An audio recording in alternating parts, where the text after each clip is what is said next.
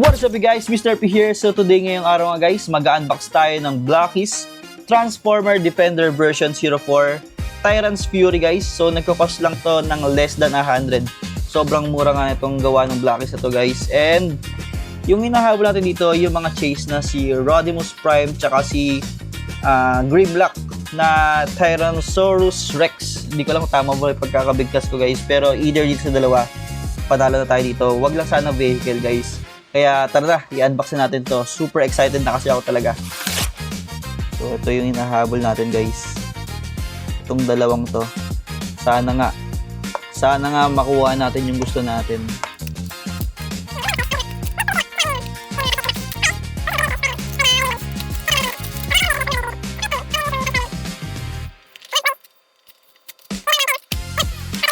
Ano gusto nyo unahin natin?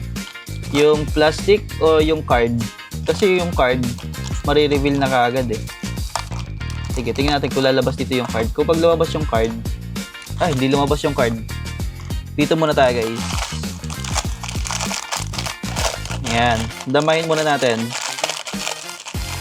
Medyo marami siyang parts pero aray ko, parang may mga buo-buo.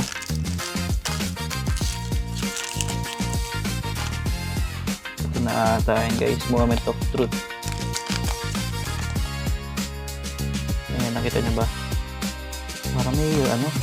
Parang may red. Parang si Rodimus Prime yun Oh, ala, ay sasakyan! Ganito pala nakita na natin, sasakyan na to guys.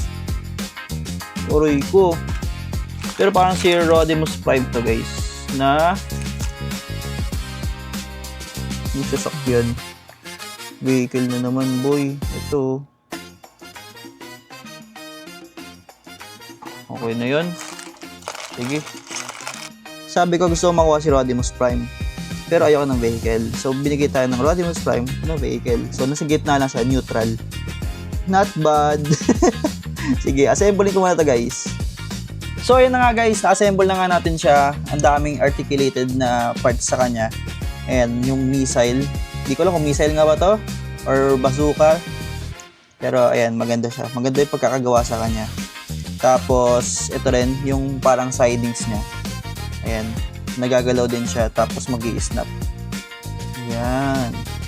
Diba? Ganda rin yung pagkakagawa sa kanya. Not bad na rin. Kasi wala pa akong ganitong transformer na vehicle ni Rodimus Prime.